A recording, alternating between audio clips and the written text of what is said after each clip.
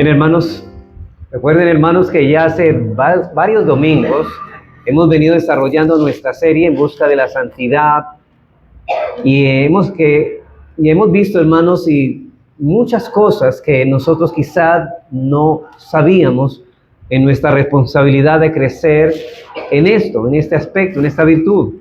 Y en este momento nos encontramos ya en el sermón número 21 de esta serie. En los primeros sermones de esta serie consideramos, en primer lugar, el gran privilegio y la gran responsabilidad que tiene todo hijo de Dios con respecto a la vida de santidad. Todo cristiano no solamente tiene la responsabilidad, sino que es un enorme privilegio para él crecer en la vida de santidad. Luego de eso establecimos la gran importancia que la palabra de Dios le da a este asunto. Para todo verdadero creyente es importante este tema para el estado de su alma. Y hermanos, entendemos que si algo es valioso para el creyente es su alma. Y esto es muy de provecho para él. Así que todo creyente deseará crecer en santidad, porque él entiende que sin santidad nadie verá al Señor. Ahora bien, yo quiero explicar que sin santidad, obviamente nadie verá al Señor. ¿En qué sentido? No, nadie lo verá de manera gozosa, de manera agradable, porque la Biblia enseña que toda rodilla en el día del juicio, toda rodilla se doblará. Eso implica que muchos ojos también lo verán, pero con terror y estupor en los corazones por haber vivido una vida desagradable y no santa delante de Dios. Pero aquellos que buscaron la santidad y vivir en piedad, encontrarán el placer de encontrar el rostro de nuestro Salvador. Después de esto pasamos a tratar la naturaleza de la santidad y preguntamos, ¿qué es la santidad? Y para responder esto, nosotros hicimos uso del catecismo de Westminster, que define la santificación de la siguiente manera. Dice que la santificación es la obra de la libre gracia de Dios, por lo cual todo nuestro ser es restablecido a la imagen de Dios y somos hechos capaces de morir más y más al pecado y de vivir para la justicia. Y creo que ahí los autores del catecismo están implicando para vivir para la justicia, están hablando de que cultivemos las virtudes de Cristo en nosotros, es decir, no solamente despojándonos de todo aquello que no tiene nada de parecido a Cristo, sino que cultivando aquellas características o virtudes que nos hacen más como Cristo, que nos ayudan a menguar como no somos nosotros para ser más como Él. Y por medio de la obra de santificación somos restablecidos en esa imagen. Recuerden, hermanos, que después de la caída, la imagen del hombre quedó distorsionada por causa del pecado. Ahora, una vez regenerados en la santificación, el hombre comienza a restaurar esa imagen cuyo estado estaba distorsionado por causa de la caída. Y esta es la naturaleza de la obra santificadora de Dios. Dios creó al hombre a su imagen, pero como decimos ahora, entonces Dios está restableciendo eso que se había deformado, y precisamente lo que hace la santificación es restaurar y renovar esa imagen de Dios en nosotros. Cada vez nos estamos pareciendo más a Dios. Ahora, esta obra de santificación alcanza todas las áreas de nuestro ser: el intelecto, la voluntad, capacidades volitivas, afectos, todas estas cosas están envueltas en ese cambio. Y esto no es simplemente una reforma, hermanos, como los alcohólicos anónimos o aquellas fundaciones para drogadictos que lo que hacen es reformar externamente el comportamiento, la conducta. No, esto es un cambio radical, es un cambio que comienza en el corazón del hombre, y solo Cristo puede transformar completamente a una persona, y por medio de la obra santificadora del Espíritu Santo. Así que esa santificación alcanza nuestra mente, nuestra voluntad, nuestras emociones, nuestros afectos, etcétera, etcétera. Todas las áreas de nuestro ser son alcanzadas por la obra de santificación. Por eso es que en Cristo somos un nuevo hombre completamente transformados. Y la santificación nos capacita para morir cada vez más al pecado que mora en nosotros, a la vez que somos más conformados a una vida de piedad y santidad. Pero también vimos los distintos aspectos de la santificación, distintos aspectos o conceptos que aparecen en el Nuevo Testamento relacionados con la santificación. Y veíamos en definitiva que la santificación viene a nosotros en tres fases distintas. En primer lugar, en una santificación inicial o definitiva, En segundo lugar, una santificación progresiva. Y por último, una santificación final que llamamos nosotros la glorificación. Ahora, la santificación inicial o definitiva es la que ocurre de una vez por todas en el día de la conversión. Eso ocurre en el mismo momento en que nos creemos y nos arrepentimos de nuestros pecados y creemos en Cristo, sucede esa liberación, porque esa santificación inicial es la liberación del dominio reinante del pecado en nuestras vidas. Así que el cambio básico que tiene lugar en la condición y situación moral y ética del pecador en el momento que se une a Cristo, y él no solo está justificado en el momento que cree, sino que también hay una separación definitiva del dominio reinante del pecado y una consagración a Dios que ocurre con la conversión. Pero recuerden, hermanos, que cuando somos libertados de la esclavitud del pecado, del señorío del pecado, aunque el pecado ya no es nuestro rey, nuestro amo, el pecado todavía reside en nuestros corazones. Hablamos del pecado remanente. De ahí aparece la santificación progresiva. Y es la que ocurre paulatinamente, es decir, en un proceso donde morimos cada vez más al pecado que se encuentra presente en nosotros y cada vez nos conformamos más a la imagen de Cristo. Esta santificación progresiva es un proceso que se prolonga desde nuestra conversión hasta que seamos transformados en la gloria misma de Cristo cuando Cristo mismo regrese por segunda vez.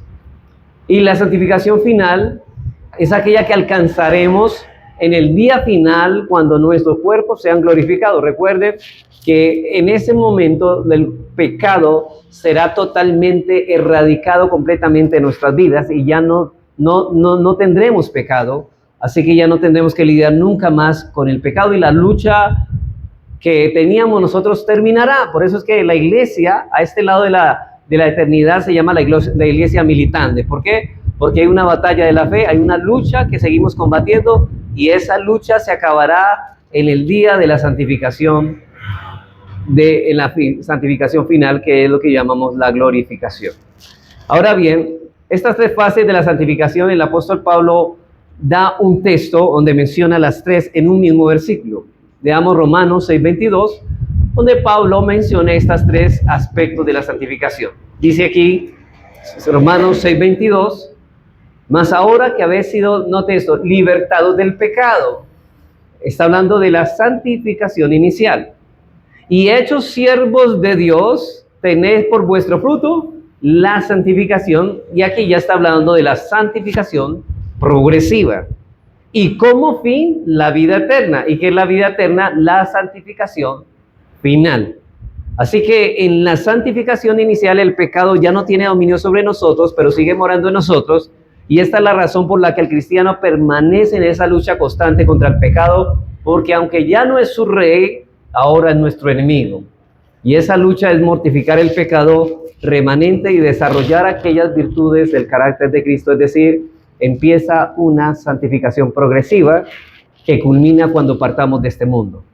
Y cuando seamos resucitados, hermanos, en la segunda venida de Cristo seremos transformados en cuerpos glorificados, en donde el pecado que mora en nosotros será completamente erradicado. Esta es la santificación final. Ahí es donde decimos, veremos a Cristo tal como Él es, porque le veremos tal como Él es y seremos como Él es. Dios es el único, ahora el autor de nuestra santificación. Hermanos, nosotros no nos santificamos a nosotros mismos. Es Dios quien nos santifica. Dios es el autor. Dios es el único autor de la liberación del dominio y de la esclavitud del pecado. Y eso llamamos monergismo, ¿no? Cuando uno solo trabaja. En contraste, la salvación progresiva es sinérgica. Significa que no solamente Dios trabaja, sino que está también la responsabilidad nuestra de forzarnos por santificarnos. Aquí el creyente tiene una actuación activa. Él coopera en su santificación progresiva, pero Él no coopera en su santificación inicial. El único que puede librarnos del pecado reinante es Dios. Ahora, sin embargo, la santificación progresiva no se excluye nuestra responsabilidad que tenemos como creyentes, de hacer uso responsable de los medios de gracia. Ahora, si Dios es el autor, Él va a poner en nosotros el querer como el hacer.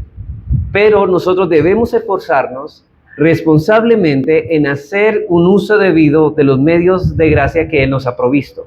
Y estos medios de gracia decíamos que son de dos clases, ¿no? Medios de gracia públicos y medios de gracia privados. Los medios de gracia públicos son aquellos que brotan de la participación y de nuestra comunión con los hermanos de la iglesia, y en este asunto consideramos implicaciones de ser parte de una membresía, o lo que implica ser parte de una membresía de una iglesia local, es decir, el participar en la exposición bíblica pública de la palabra de Dios, el tener comunión unos con otros, el participar de la cena del Señor, en las oraciones públicas, todas estos son medios en los cuales responsablemente el creyente para crecer en santidad debe exponerse. Y el domingo anterior vimos el último de los elementos públicos, de los medios de gracia público, que es la sujeción sincera a los pastores de las iglesias locales. Y con eso utilizamos el pasaje de Hebreos, capítulo 13, versículo 17, donde dice: sujetados a vuestros pastores porque ellos velan por vuestras almas. Así que todo miembro no solo tiene la responsabilidad de participar con la iglesia, sino que también tiene la responsabilidad de sujetarse a la supervisión de los pastores designados por Dios para esa iglesia local. De lo contrario, no podrá crecer en santidad. Así que, hermanos, esto es todo el repaso de lo que hemos visto hasta ahora.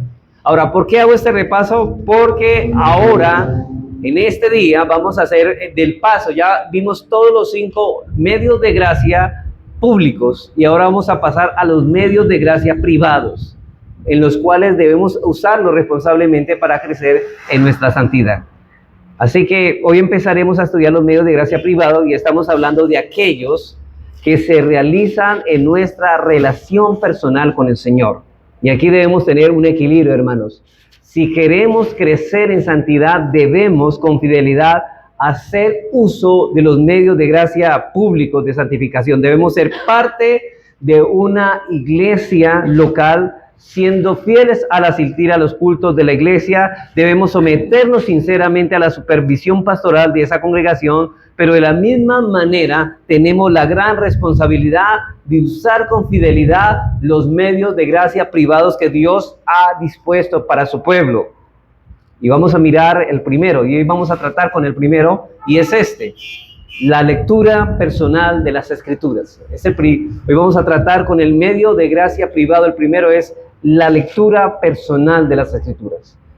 Y aquí, hermanos, lamentablemente podemos decir sin lugar a dudas que no todos los que profesan ser cristianos tienen una motivación correcta en el estudio de las Escrituras. No estoy diciendo que no lean, pero tienen una motivación que no es correcta. Y por tal razón esas personas no disfrutan de los beneficios espirituales que la palabra de Dios nos provee. Una de las motivaciones con la que ciertos profesantes se acercan a estudiar la palabra o la exposición de ellas es simplemente la de satisfacer sus sentimientos de curiosidad. Y de hecho, eso es una motivación incorrecta. No es por curiosidad que debemos ser llevados a estudiar la palabra de Dios de forma personal. Pero lo mismo ocurre con el orgullo. Generalmente aumenta un sentimiento de importancia propia y hacen que miren con cierto desdén a otros al parecer más ignorantes que ellos. Y me refiero a aquellas personas simplemente que quieren adquirir un conocimiento para sentirse superiores a otros, para decir que ellos saben más que saben más Biblia que otros, y simplemente lo hacen con ese motivo. De hecho, eso es pecaminoso, porque no lo hacemos con eso, y ese no debe ser la motivación. Otros, su motivación es satisfacer su orgullo sectario. Consideran que es un deber el estar bien versados en las doctrinas particulares de su propia denominación, y por ello ellos buscan asiduamente textos, bases en apoyo de sus doctrinas falsas. Encontramos muchas sectas que se apoyan y estudian esto, pero también es totalmente erróneo. Aún otros son movidos a hacerlo con el propósito de poder discutir con éxito a aquellos que difieren de ellos, simplemente con el fin de ganar debates. Pero hermanos, nosotros no nos mandó el Señor a debatir tanto la palabra, aunque debemos presentar defensa del Evangelio, pero debemos también predicar el Evangelio a los perdidos y señalarles su pecado. Pero en todos estos casos, hermanos, que acabamos de leer ahora, no hay ningún pensamiento sobre Dios y su gloria. Porque si bien, hermanos, si nosotros nos acercamos, lo que nos debe mover a leer personalmente las Escrituras, a dedicarle tiempo a la lectura, al estudio de la Biblia, es, hermanos, pensar en acercarnos y en amar más a Dios, en cultivar un amor por Dios y su gloria, y también por el provecho de los demás, para vivir conforme al agrado de Él. No hay anhelo de edificación espiritual cuando esta gente hace eso, y por lo tanto no hay beneficio real para su alma. Así que de antemano yo le prevengo a usted que esas motivaciones comience a desecharlas, si esa es la motivación es la cual lo lleven a usted a estudiar la Biblia en su casa. Ahora, el peligro es que usted no la lea en su casa y no la estudie diariamente, porque el deber de todo cristiano es estudiar constantemente la lectura, y esa es la exhortación que Pablo le da a Timoteo: ocúpate de la lectura de la Escritura. Ahora, ¿en qué consiste, pues, beneficiarse entonces verdaderamente de la palabra de Dios? Bueno, para responder a esta pregunta, yo me voy a basar en el texto que leyó el hermano, que es 2 de Timoteo 3, 15 al 17. Pero solamente voy a leer el versículo 16 y 17, porque el apóstol Pablo nos da una clara respuesta a esta pregunta, y ese va a ser el texto base para hacer toda mi enseñanza. Dice: toda la Escritura es inspirada por Dios y útil para enseñar, para redarguir, para corregir, para instruir en justicia, a fin de que el hombre de Dios sea perfecto, es decir, sea santo. Aquí la palabra es completo, santo, enteramente preparado para toda buena obra. Si vamos en busca de la santidad, si vamos en busca de querer mortificar el pecado y desarrollar las virtudes de Cristo en nosotros, hermanos, debemos exponernos de una manera apropiada a las Santas Escrituras. Y noten que aquí no dice que las Santas Escrituras no son dadas para la gratificación intelectual o para la especulación carnal, sino para prepararnos para toda buena obra. ¿Y qué es una buena obra? Todas las que son hechas conforme a la voluntad de Dios, en el poder de Dios, motivados por el amor a Dios para la gloria de Dios. Esa es una buena obra. Y para enseñarnos también a corregirnos y a instruirnos, de modo que cuando nuestra motivación al acercarnos a la palabra es la gloria de Dios, y nuestro crecimiento espiritual en el conocimiento de Cristo, el gran beneficio que obtenemos de ella es un crecimiento en nuestra vida de santidad. Y lograremos lo que queremos, ¿no? Crecer en santidad. Veamos en primer lugar entonces, de acuerdo a este texto, el lugar que ocupa la palabra de Dios en el crecimiento de nuestra santidad. El lugar que ocupa la palabra de Dios en el crecimiento de nuestra santidad. ¿Qué lugar ocupa? Ustedes recuerdan, hermanos, que en el discurso del aposento alto, el Señor Jesucristo, reunido con sus discípulos, se aparta en el huerto llamado Getsemaní, o prensa de aceite, y el Señor hace la oración que nosotros conocemos que en Juan 17 como la oración sacerdotal. El Señor Jesús en aquella ocasión dice que levantó su oración por los suyos, por los que el Padre le entregó. Él dice: yo no ruego por los del mundo, ruego por los que me diste, porque tuyos son. Y él ruega y hace una petición especial en el capítulo 17. Y la pregunta es: ¿qué pide Jesús intercediendo al Padre por sus discípulos? Él pide por varias cosas esenciales para sus vidas, pero entre ellas hay una que es muy relevante. Él pide por la santificación de todos aquellos que el Padre le ha entregado, hombres que ya han sido partícipes de la santificación inicial, es decir, que ya ellos han sido limpiados inicialmente, que ellos ya han sido librados del dominio del pecado, porque está hablando de creyentes, de sus discípulos, y ahora les pide que ellos crezcan en santificación. Ahora, ¿y qué es lo que el instrumento que Jesucristo señala en esa petición? La palabra de Dios. Noten en Juan 17 la petición que hace Cristo en esta maravillosa oración sacerdotal. Dice el Señor: santifícalos en tu verdad. ¿Y qué es la verdad? Tu palabra es verdad. Hermanos, no podemos encontrar la verdad sino en las Escrituras. ¿Qué es la verdad? La verdad es la palabra de Dios. Y Dios dice que la palabra, que es la verdad, es el instrumento el cual Dios va a utilizar para santificar nuestras vidas. De modo que aquí el Señor está pidiendo es que ellos comiencen a crecer en santidad. Es decir, Él está pidiendo por su santificación progresiva. Esas personas por las que Cristo estaba orando eran esclavas del dominio del pecado, pero ahora son esclavas de Él. Le pertenecen a Él y ahora perteneciéndole a Él, por lo tanto, ya han sido hechas partícipes de esa santificación inicial. Recuerden, hermanos, que la santificación inicial significa es que ya estamos unidos a Cristo, por lo tanto hemos cambiado de amo. Ya el amo no es nuestro pecado, sino Cristo es nuestro Señor, porque ahora le pertenecemos. Y ahora el Señor le dice al Padre, santifícalos en tu verdad, tu palabra es verdad. Y en esta petición que hace el Señor Jesucristo el Padre por sus discípulos, podemos ver el proceso de santificación que avanza a través de la palabra de Dios. De modo que existe, hermanos, una estrecha relación entre la santificación y el entendimiento o la asimilación que yo tenga de la palabra de Dios. Una persona que no entiende, porque no estudia responsablemente con el poder del Espíritu Santo la palabra, no podrá crecer en santidad y nunca verá al Señor, porque sin santidad nadie verá al Señor. Por tanto, es imposible, hermanos, comprender una cosa sin la otra. Solo podemos ser santificados a través de la verdad, pero solo podemos hallar la verdad en la palabra de Dios. Dice Cristo, tu palabra es verdad. Por eso Jesús ya nos había dicho en Juan 8:32, conoceréis la verdad, y aquí está hablando no de la santificación progresiva, sino inicial, pero también utilizando la verdad como fuente de santificación inicial. Dice, conoceréis la verdad y ¿qué? Y la verdad os hará libres. ¿De qué? Libres del dominio del pecado. Santificación inicial, noten.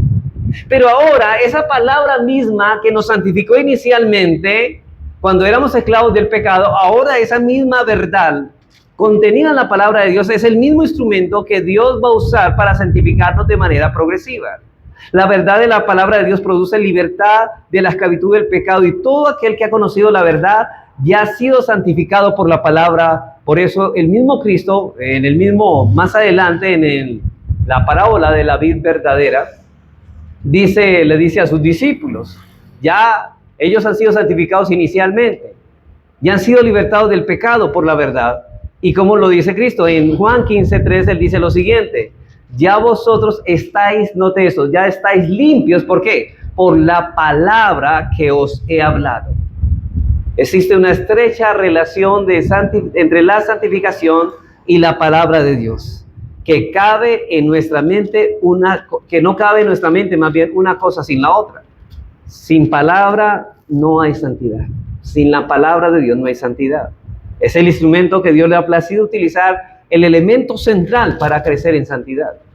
Por ejemplo, si usted escucha, todos los medios de gracia tienen que ver con la palabra de Dios. Por ejemplo, en la oración oramos conforme a la palabra de Dios. Los sacramentos que nosotros, por ejemplo, la cena del Señor tiene que ser conforme a la palabra de Dios.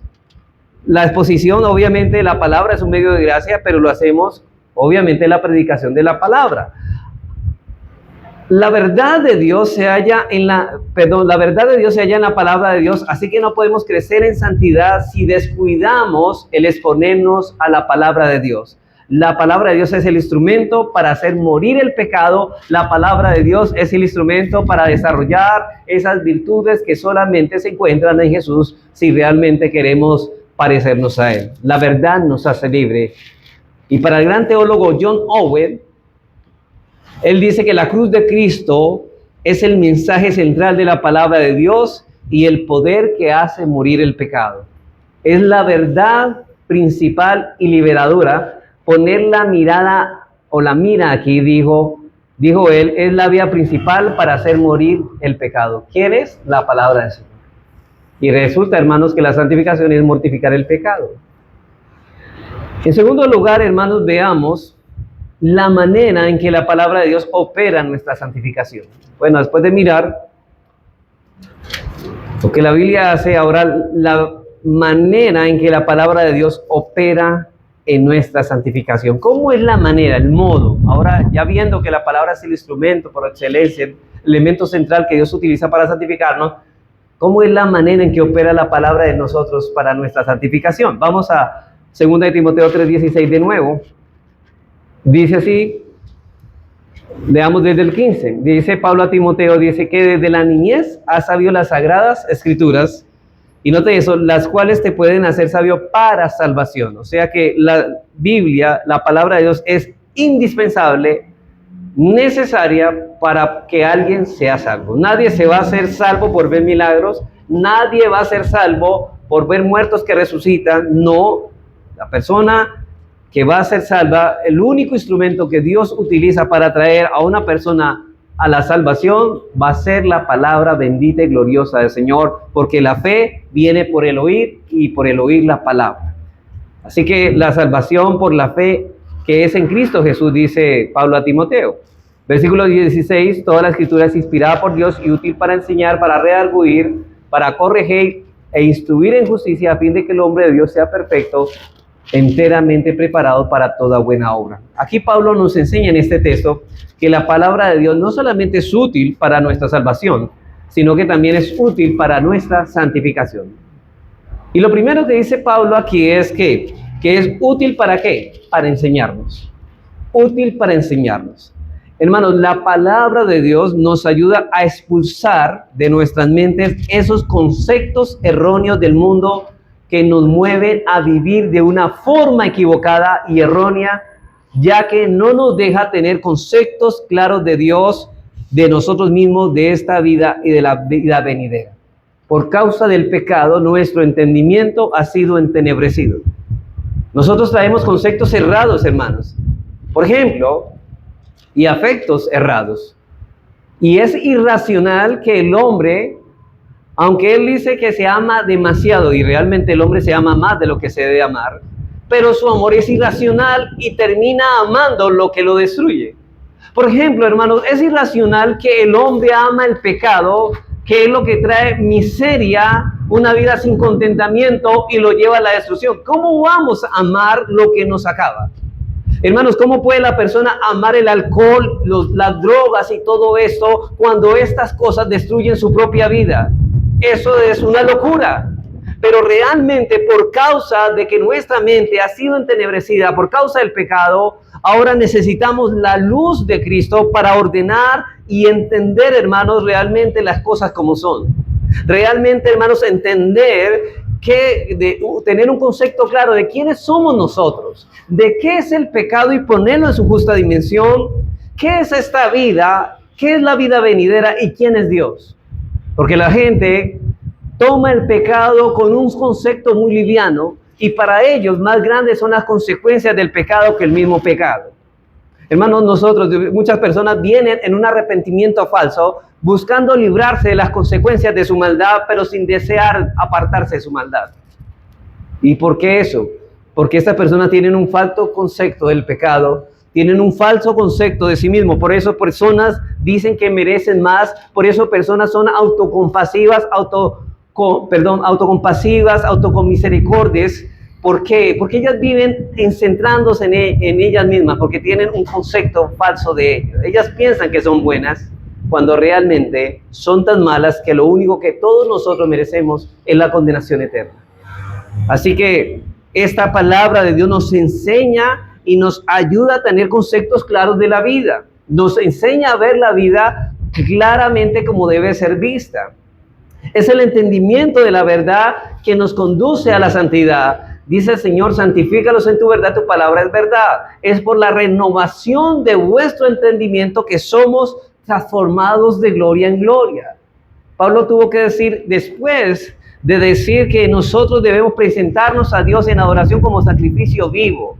Y él dice en Romanos 12:2, dice, noten esto en cuanto a nuestro entendimiento, que no nos conformemos a este siglo. O sea, decir, desde la creación del mundo hasta ahora y hasta el final de este mundo, nosotros no debemos conformarnos como este mundo piensa. No debemos conformarnos a lo que el mundo cree que es adecuado.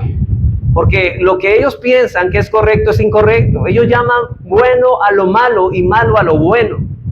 Y nosotros tenemos que cambiar esa forma de pensar, cambiar realmente lo que tiene valor, porque muchas personas le dan valor a las cosas de este mundo más que a las cosas celestiales. Pero el cristiano comienza a ser transformado de tal manera que para él las cosas celestiales tienen mucho más valor que las cosas de este mundo. Los asuntos de Dios tienen más valor que mi trabajo laboral, que todo lo que yo hago para este mundo. Por eso dice Pablo, no os conforméis a este siglo, sino transformaos por medio de la renovación de vuestro entendimiento. ¿Para qué? Para que comprobéis cuál sea la buena voluntad de Dios, agradable y perfecta. Y en Romanos 7 Pablo dice que esa voluntad es justa y santa. Justa y santa. Todos nosotros, desde nuestra concepción, venimos con una mente impía. No pensamos bien. Todos venimos con ese chip en nuestra carne. Nosotros venimos al mundo con una mente distorsionada, atesorada de todo engaño. La palabra dice transformados. Y aquí la palabra en griego es metamorfo, que significa, es un verbo pasivo que se encuentra en modo imperativo. Y noten esto, pasivo en forma imperativa. Ahí Pablo no está diciéndose, transfórmense, no, déjense transformar. O sea que hay una voz activa que actúa en nosotros, pero nosotros tenemos que dejar que esa persona haga en nosotros una transformación de nuestra mente. Y en ese caso, ¿quién es quien transforma nuestra mente? El Espíritu Santo. ¿Y qué utiliza el Espíritu Santo para transformar nuestra mente? Su palabra que Él mismo inspiró. Así que la palabra transformados aquí significa esto. Déjense transformar. Pablo no dice transformados, sino dejaos transformar. Y la transformación es básicamente una obra del Espíritu Santo. No es otra cosa que la santificación progresiva. Si ven que la santificación no es algo solamente un cambio externo, sino que comienza transformando nuestra mente, que ha sido entenebrecida antiguamente por el pecado. Así que, sin embargo, aunque el verbo está en modo imperativo, los creyentes no son completamente pasivos. Su responsabilidad es dejar que el Espíritu haga eso en sus corazones y en sus vidas, y lo harán a través del uso responsable que nosotros hagamos de la lectura en nuestros hogares de la palabra de Dios y obviamente en la exposición pública de ella. Y a medida que nuestras mentes se exponen a la palabra de Dios, no solo al oírla predicada públicamente, sino en nuestra vida personal diariamente, toda esa información errónea que hemos traído empieza a ser reemplazada por información correcta, y esa información adecuada se convertirá en un instrumento que el Espíritu Santo va a usar para santificarnos. Pero Pablo no solamente dice que la palabra es útil para enseñar, sino para redarguir. Dios va a utilizar la palabra, el Espíritu Santo, para redarguir nuestro corazón. Y esta palabra redarguir, hermanos, en un término más claro para nosotros es regañar. La palabra nos regaña y hace que penetre en nuestro corazón y comienza a regañarnos por la vida que estamos viviendo. Ahora, esto no quiere decir que la palabra de Dios tiene poder para hacernos ver nuestra corrupción, exponer nuestra bajeza, hacer notoria nuestra maldad. Eso significa, más bien, esto quiere decir, hermanos, que la palabra de Dios tiene poder para hacernos ver nuestra corrupción, exponer nuestra bajeza y hacer notoria nuestra maldad. Recuerden, hermanos, que todos antes en nuestros pecados pensábamos que éramos buenos, ¿cierto? O quizá, bueno, reconocíamos que éramos pecadores, pero nos justificábamos. Pero ¿quién es perfecto? ¿Cierto? Nos justificábamos, pero nunca mirábamos la dimensión del pecado ni de la condición de nuestras vidas. Esto sucede cuando nos exponemos a la predicación pública de la palabra, pero también ocurre cuando usted diariamente lee las Escrituras de forma sistemática. Usted se está exponiendo así a la palabra de Dios y ella empezará a redarguirle. Cuando leo, hermanos, los fracasos deplorables que se encuentran en las Escrituras, la pregunta es, ¿me hace comprender cuán tristemente soy como esos hombres que realmente confesaron su pecado? ¿Se acuerda que en el Salmo 51 David decía, Señor, contra ti he pecado? Esa misma actitud es su actitud. Realmente eso es lo que usted ve en su corazón, un corazón penitente constantemente. Cuando leo sobre la vida perfecta y bendita de Cristo, me hace ver cuán lamentable soy, tan distinto y nada parecido a Él, que inclusive dudo de que yo sea cristiano. Eso debería llevarnos a confrontarnos. Pero la palabra nunca nos hace sentir tan buenos, al contrario, siempre nos hace ver lo malo que somos, y lo gusano que somos, y lo miserables que somos. Por eso el Señor Jesucristo, cuando hizo una descripción de los cristianos, dice: bienaventurados los pobres en espíritu. Ellos no se ven como ricos ni como buenos, sino como pobres. Bienaventurados los que lloran, porque ellos lloran realmente la condición tan miserable, tan lamentable que están viviendo, y solamente la exposición de la palabra nos hace ver realmente la condición en que estamos. Así nuestras conciencias serán afectadas de forma positiva por esa reprensión que el Espíritu Santo nos da por medio de la palabra. Pero tristemente, hermanos, la conciencia ha sido también, así igual que la mente que ha sido entenebrecida, la conciencia ha sido cauterizada. Por un lado, nos sentimos mal por las cosas que no están mal, porque nuestras conciencias han sido mal informadas y se basan en una información incorrecta. La conciencia está dormida y está mal educada. Pero por otro lado, nos sentimos bien haciendo cosas que no están bien, porque nuestra conciencia se apoya en una información incorrecta. Por ejemplo, si se le llama la atención a una persona que está violando el día del Señor, ¿qué es lo que esta persona comúnmente va a decir? Bueno, yo no me siento mal haciéndolo, pero ¿por qué esta persona ve un mandamiento tan claro de guardar el día del Señor y no se siente tan mal? Bueno, la respuesta es porque su conciencia está endurecida, porque su conciencia no es sensible al redargüimiento o al regaño de Dios, y tampoco esa conciencia está bien informada. Pero el sentirnos mal, hermanos, y aquí hay un error, porque hoy las personas basan lo correcto y lo incorrecto en base a los sentimientos, y eso es un engaño. De hecho, hermanos, hoy muchos hombres se creen mujeres, pero ¿en qué basan que son mujeres? Que se sienten mujeres cuando realmente son hombres. Así hay muchas personas que se creen cristianas cuando realmente ellos basan su criterio de ser cristianos en sus sentimientos. Es que yo me siento cristiano, pero usted puede sentirse cristiano y realmente no serlo. Igual, hermanos, hay personas que no se sienten mal cometiendo pecado, y el problema no es que se sienta, porque realmente los sentimientos no son el patrón o la norma para hacer juicio si estamos en lo correcto o no. Es la palabra de Dios. La palabra de Dios es la regla, es la norma que nos debe evaluar en cuanto a nuestra vida de santidad personal. Debemos hacer que nuestras conciencias sean no solamente despertadas por la palabra de Dios, sino que también sean educadas por ella. Y que todos los juicios nosotros los hagamos en base no a nuestro malvado corazón ni a nuestro propio criterio, sino de acuerdo a lo que la palabra de Dios nos dice. Para que ella sea el apoyo sobre para que nosotros, la conciencia se apoye sobre ese fundamento, que es el fundamento adecuado. De esta forma nos sentiremos mal cuando necesitamos sentirnos mal. Nos sentiremos bien cuando hemos hecho lo correcto, pero la voluntad de Dios no es cuando andamos no conforme a nuestra propia opinión. El problema es que muchas personas andan conforme a su propio criterio y creen que están bien porque ellos piensan que están haciendo bien cuando realmente están pecando contra Dios. Y lo tercero que dice Pablo es que la palabra de Dios es útil para corregirnos. Mira, que no solamente nos regaña, nos muestra lo mal que estamos en nuestras conciencias y los malos juicios que estamos haciendo, sino que nos muestra el camino por donde debemos de andar. No solamente nos muestra las sendas donde no debemos transitar, sino que ahora nos muestra el camino por donde sí debemos de andar. Entonces nos corrige.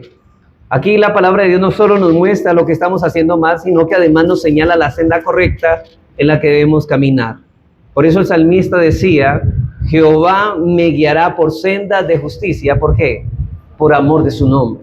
Pero Él ha prometido a los suyos, en el Salmo 23, si Jehová es tu pastor, Él te va a guiar por sendas de justicia.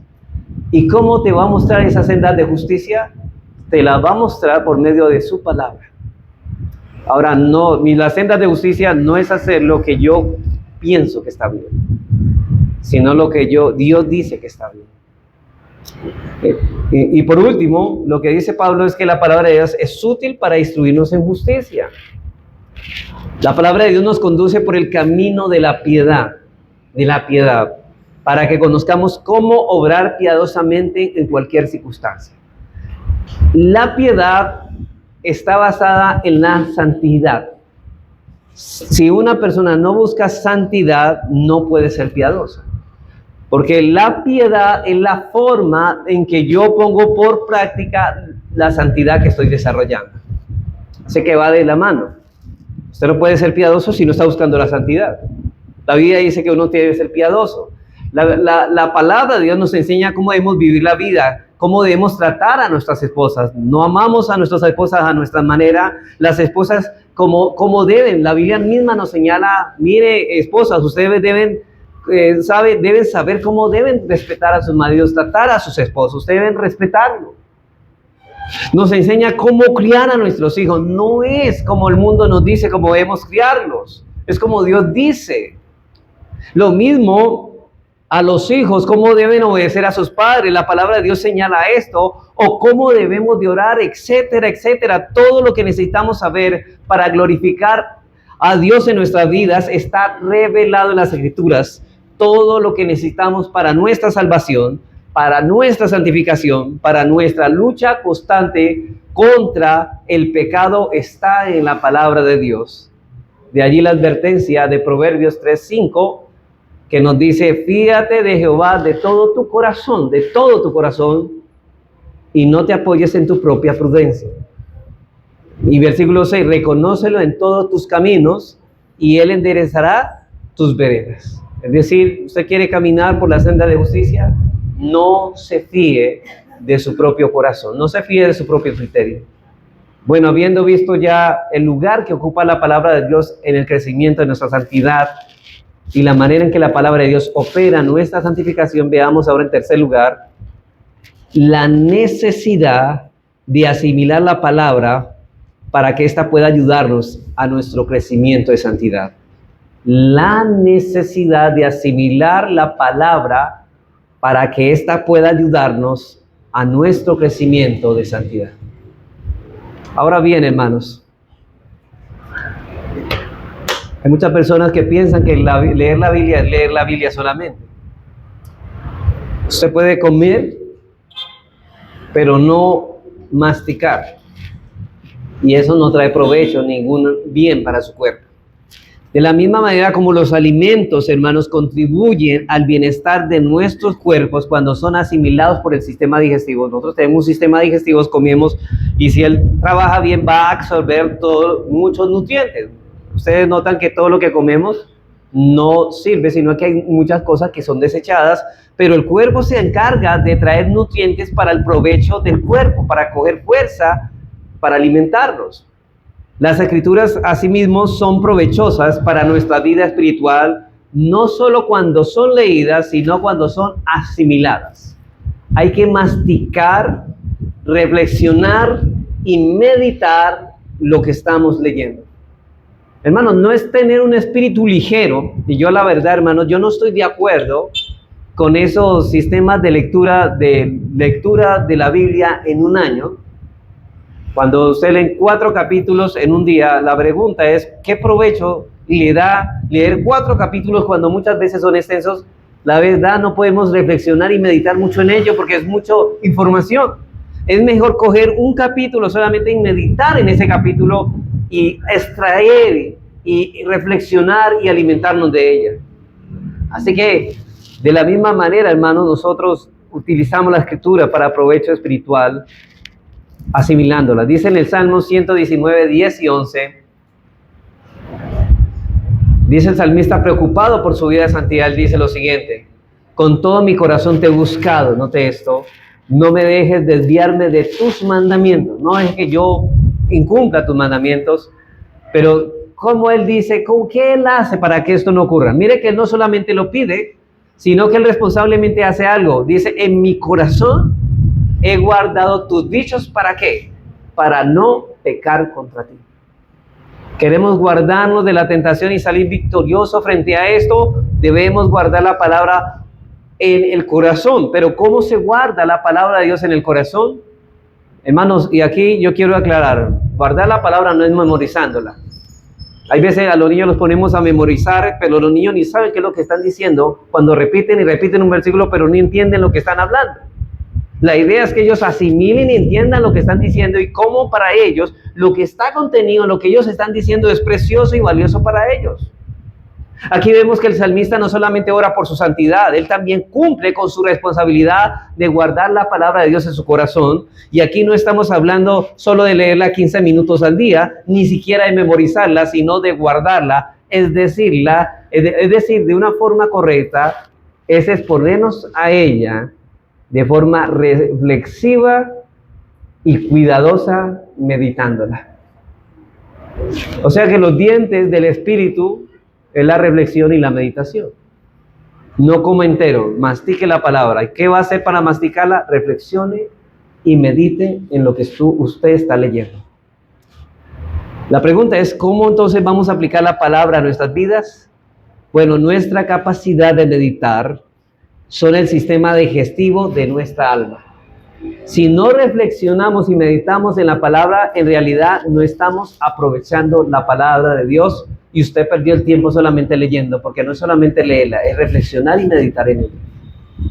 Cuando la palabra de Dios se lee cuidadosa, reflexivamente, meditándola y con el compromiso, note esto, usted se acerca con la Biblia a la Biblia, no con el fin de decir, bueno, esto obedezco, esto no. No, el compromiso es de vivir conforme a ella en todo. Solo así los mandamientos de la palabra moran en nuestro corazón. ¿Usted quiere que la palabra sea guardada en su corazón? No solamente léala, medite y reflexione en ella con el ánimo de ponerla por obra. Así, hermanos, es que la palabra va a trabajar en nuestra vida. Es así cuando podemos decir, como el salmista, en mi corazón he guardado tus dichos, ¿para qué? Para no pecar contra ti. Así que si la palabra de Dios no es guardada en el corazón, ella no va a obrar para que crezcamos en santidad. Usted tiene que guardarla. Si no, no va a crecer en santidad. Hermanos, los que tienen la palabra de Dios son los que no actuarán de acuerdo con su propia opinión. El que ha guardado la palabra, a él le vale poco lo que piense él mismo. A él le vale lo que dice la palabra. Él dice, yo no vivo de acuerdo a lo que yo piense. Aunque me parezca mejor lo que yo piense, yo voy a hacer lo que Dios dice, porque es lo mejor para mí. Son los impíos, según Efesios 2:3, los que viven siguiendo la corriente de este mundo y haciendo su propia voluntad. Los verdaderos creyentes viven haciendo la voluntad de Dios cuando ella es guardada en el corazón. Por eso la guardamos, para ser movidos a vivir conforme a ella. No vivimos para satisfacernos y hacer lo que a nosotros nos parece bien. De hecho, nosotros antes, dice en ese texto de Efesios, que seguíamos los deseos de la carne, la voluntad de la carne, y éramos por naturaleza hijos de la ira, lo mismo que los demás. ¿Cómo vivíamos nosotros? Haciendo lo que queríamos.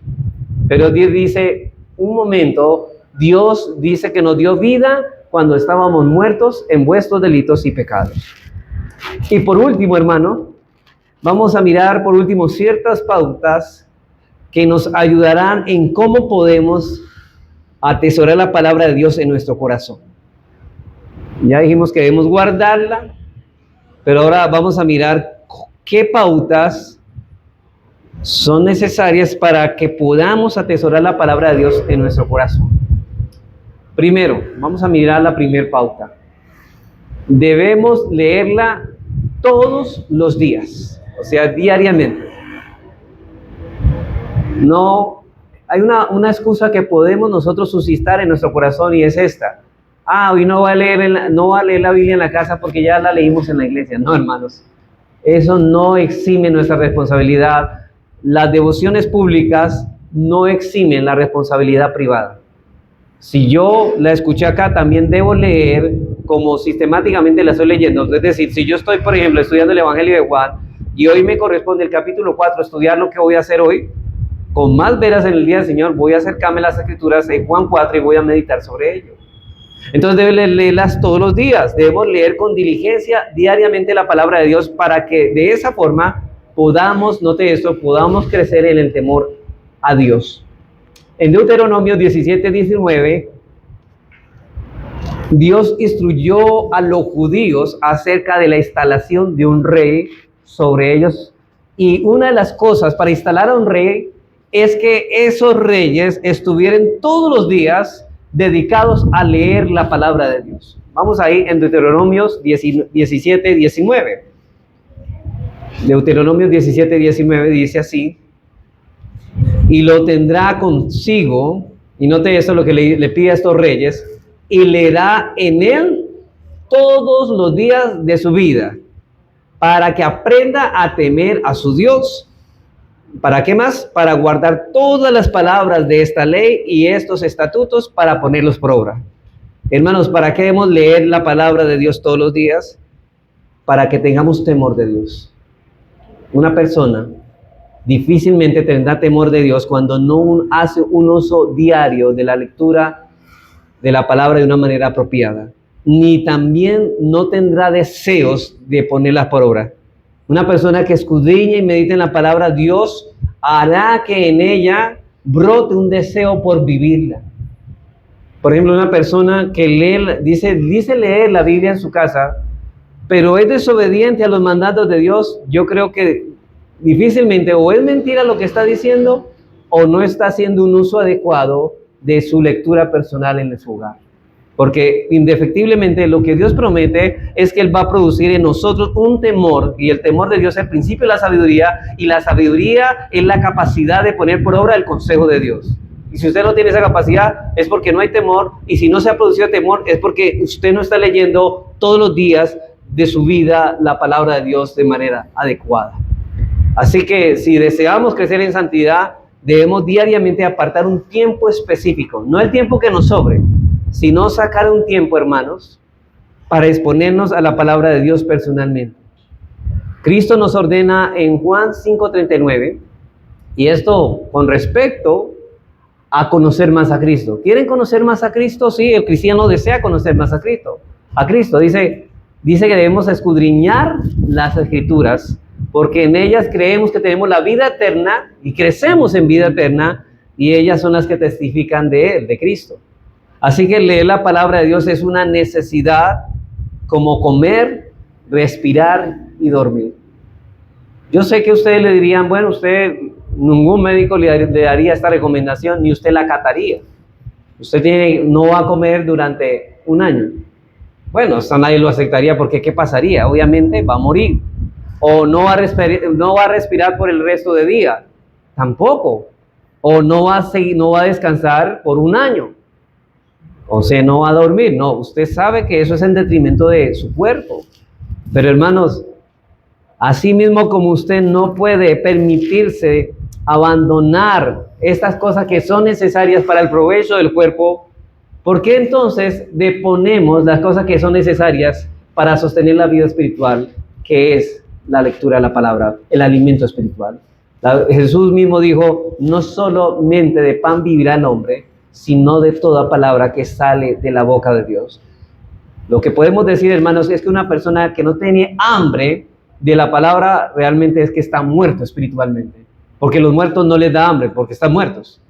Hermanos, los muertos no respiran, los muertos no comen. En México habrá una fiesta en honor a los muertos, que le llevan tamales, tacos y todo eso, pero vayan a ver si los muertos se comen eso. Pues le llevan hasta flores. Pero hermanos, los muertos no comen. Lo que comen son los vivos. Y una persona que no tiene hambre de la palabra es porque está muerta. Jesucristo dijo, cuando habló de las cualidades del cristiano en las bienaventuranzas, dice, bienaventurados los que tienen hambre y sed de palabra, porque ellos serán saciados. Pero son los que tienen hambre y sed. ¿Y por qué no serán saciados los que no tienen hambre y sed? Porque ellos están muertos, no son creyentes. Y en primera de Pedro 2, me parece que es 2:22 o 2:2, Pedro dice, desead como niño recién nacido la leche espiritual no adulterada, para que en ella crezcáis para salvación, o sea, crezcan en santidad. Hermanos, una persona, y le digo a usted, amigo, si usted no tiene hambre y sed por la palabra, usted no es cristiano. Usted no es cristiano. Si usted no tiene apetito, si usted pasó una semana sin leer la Biblia, usted no es cristiano. Porque una persona espiritualmente viva tiene hambre y sed por la palabra. Y esto es realmente duro, pero es la verdad. Hermano, yo no lo estoy diciendo, la Escritura dice que esta persona, Dios nos dio vida cuando estábamos muertos en nuestros delitos y pecados, y ahora vivos tenemos hambre por la palabra, tenemos hambre y sed. Así que leer la palabra de Dios es una necesidad, como comer, respirar y dormir. Y exponernos a las Escrituras es necesario para el cuidado de nuestras almas. Si en verdad deseamos crecer en santidad, debemos exponernos diariamente, así como usted diariamente no le falta el alimento físico, diariamente no le puede faltar el alimento espiritual. 2, debemos leerla con reverencia. Con reverencia. Mire, hermanos, al acercarnos a la palabra de Dios debemos previamente considerar a qué cosa nos vamos a exponer a leer. No tenga el celular a la mano. Hay veces el celular se convierte en un distractor y eso es irreverente. O usted, mientras está haciendo el devocional, está atendiendo otras cosas. No, eso no. O está en la cocina. Es que yo estoy haciendo el devocional aquí mientras hago el desayuno. Hermano, eso es irreverencia. Usted debe sacar un tiempo indicado para dedicarse al devocional, que no hayan otras cosas, que usted solamente esté ocupado en ello. Debe exponerse, debe usted hacerlo con reverencia, porque se trata de la voluntad del Señor y el amo del universo. Usted está leyendo los mandamientos y las ordenanzas del Rey del universo, y algún día tendrás que presentarte tú delante del tribunal y serás juzgado por lo que ese libro dice. La palabra de Dios es guardar el corazón cuando es apreciada. ¿Qué valor tú le estás dando a la palabra de Dios? ¿Es valiosa para ti? Como dice en el Proverbio 2, si la buscares como el oro y la plata. Hermano, tú la buscas así como te esfuerzas en trabajar por obtener el pan físico y el dinero y las riquezas de este mundo. Hermano, no le das prioridad primeramente a las riquezas celestiales, buscando la palabra de Dios como los tesoros más preciados. Dice el salmista: oh Jehová, cuánto amo yo tu ley, es más dulce que la miel, y la miel que emana del panal. La palabra de Dios es guardada en el corazón cuando es apreciada, porque como dice Cristo en Mateo 6:21, porque donde está vuestro tesoro, allí estará también vuestro corazón. Si tú entiendes el valor que tiene la palabra de Dios, la vas a guardar en tu corazón con reverencia, y vas a darle la reverencia en el debido momento. Y eso aplica también para los cultos públicos, hermano. También debemos ser reverentes. 3, debes leerla en oración. Hermanos, es Dios quien ilumina nuestras mentes para poder entender la palabra. No podemos entenderla a menos que Dios nos dé luz. Dice en el Salmo 119:18, dice: abre mis ojos y miraré las maravillas de tu ley. Pero Señor, abre mis ojos. Versículo 19, forastero soy yo en la tierra, no encubras de mí tus mandamientos. Usted puede leer la Biblia, pero si no pide en oración que Dios le ilumine su mente, usted no podrá entender lo que está aquí. Muchas cosas, por ejemplo, la gente no entiende cómo el cambio del día del Señor pasó del sábado, o del día de reposo, cambió del sábado al domingo. ¿Por qué ellos no lo pueden ver? Porque esas cosas están ocultas a los impíos, pero a los cristianos les es quitado esa vela para que por la luz puedan mirar que eso ha sucedido. Ustedes recuerdan que un día Jesucristo se encontró con los fariseos y ellos le reclamaron a Jesús: si tú eres el Cristo, dínoslo abiertamente. Ellos querían que lo manifestara de forma explícita, y el Señor no quería mostrarse de forma explícita, sino implícitamente. Y Él dijo: las obras que yo hago hablan de mí. Pero ellos no podían ver que en las obras Él estaba testificando que Él era el Cristo profetizado en el Antiguo Testamento. ¿Por qué no lo podían ver? Y el Señor dijo: pero ustedes no creen. ¿Por qué? Porque no son de mis ovejas.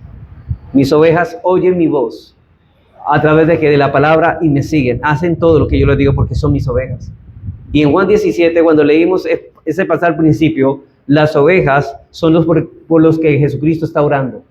Señor, santifícalos en tu verdad, y ellos van a obedecer. El resto no, hermanos. Así que, hermanos, estamos en este mundo como peregrinos, estamos de paso, y necesitamos conocer los mandamientos de Dios para conocer las maravillas de su ley. Y en Mateo 11:25, mire lo que dice con respecto a lo que dice Cristo. Y el Señor, aquí Cristo alaba al Padre diciéndole: te alabo, Padre, Señor del cielo y de la tierra. Mire, porque escondiste estas cosas de los sabios y de los entendidos y las revelaste a los niños. No a los niños literalmente, sino que Él llama a su pueblo, a los suyos, lo llama como niños, porque ellos son sabios en su propia opinión, no, ellos dependen del Padre, ellos dependen de Dios, y a esos es que Dios le ha placido revelar las cosas de la Biblia. Usted puede leer la Biblia, pero si Dios no le da luz, usted no podrá entender estas cosas y va a rechazar estas cosas, porque su corazón no está dispuesto a aceptarlas, porque no las entiende tampoco.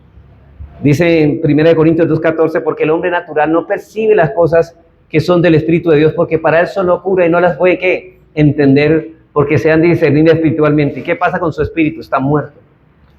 4, ya voy terminando, hermanos. Debes leerla de forma reflexiva. Como ya dijimos, debes meditarla. Y para entenderla debemos orar, pero también debemos aplicar en nuestra mente lo que estamos leyendo. Debo preguntarle al texto, ¿qué me está enseñando ese texto a mí? ¿Qué pecado, de qué pecado me está redarguyendo? ¿Qué camino me está mostrando? ¿En qué cosa me está instruyendo? Porque la dureza del corazón está comúnmente ligada a la irreflexión, y por eso es bueno porque al leer un texto de la Biblia y no lo entiendas, busques un comentario bíblico o pide la explicación de un hermano que sepa de escritura para que te la explique, un hermano maduro de la fe. Eso es bueno. Preferiblemente los pastores, hermanos, busquen cuando usted no entiende un pasaje, busque si no realmente no entiende, usted ya ha orado pero realmente no entiende, entonces Dios va a usar un instrumento para poder explicarte eso que no entiendes. 5, debes leerla de manera ordenada. Es decir, debes exponerte a todo el consejo de la palabra de Dios, no solo de pan vivirá el hombre, sino de toda palabra que sale de la boca de Dios. Sé ordenado, hermano. Si usted empieza con Juan, empiece Juan 1, Juan 2, Juan 3, Juan 4, no empiece de una manera desordenada, hermano. Por allá en Números, después en Apocalipsis, no. O algunos dicen, voy a hacer devocional, vamos a ver dónde me toca hoy. Y al azar abren la Biblia. No, hermanos. Eso no trae ningún provecho para nuestras almas. 6, debes meditar y aplicar lo leído. Debes tomar cada palabra, hermano, de la Escritura como si estuviera dirigida a ti. Cada demanda, cada promesa, cada exhortación de Dios en su palabra, debes tomarla como tuya. Son particularmente los mandamientos, las advertencias, las exhortaciones que necesitamos hacerlas nuestras y guardar como un tesoro, aprenderlas de memoria, meditar en ellas, orar sobre ellas y ponerlas en práctica, para que la palabra de Cristo habite, como dice Pablo en Colosenses 3:16, habite abundantemente en nuestros corazones. Y hay una cita aquí de Thomas Manton, y noten lo que dice: no basta con asentir meramente la veracidad de las Escrituras, se requiere que la recibamos en nuestros afectos.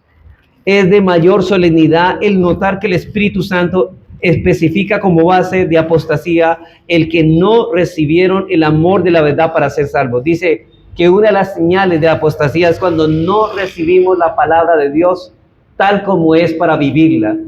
Porque una persona puede decir, bueno, eso dice ahí, pero a mí no me gusta. Rechazan, dice que esto es una señal de apostasía. O quizás usted dice, sí, yo estoy de acuerdo, pero asiente mentalmente, pero realmente usted no vive lo que dice que está de acuerdo. Entonces también eso es una señal de apostasía. Sigue diciendo Thomas Manton, si se queda solo en la lengua o en la mente, es solo asunto de habla y especulación. Pronto se habrá desvanecido.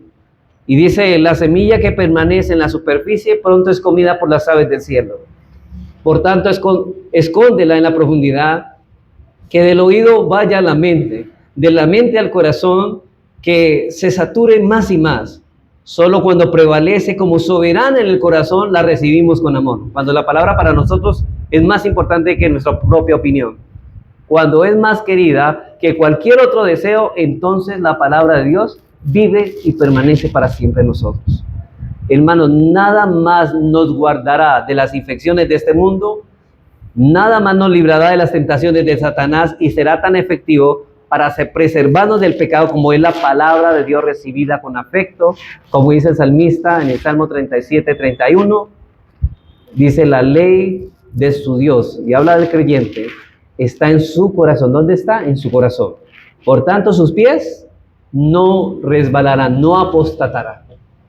Así que, hermanos, para concluir, en tanto que la verdad se mantiene activa en nosotros, agitando como un vaso guisada sentado por la arena.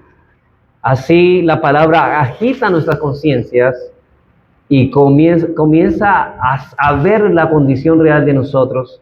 Y ahí es que la palabra es amada, porque nos está mostrando realmente cómo somos. Y así seremos también preservados de caer y por lo tanto creceremos en nuestra vida de santidad, porque diremos: Señor, ayúdanos en esta nuestra condición y ahí muéstranos el camino por donde debemos de andar. Y el Señor usará la palabra para así hacerlo. Vamos a orar, hermanos.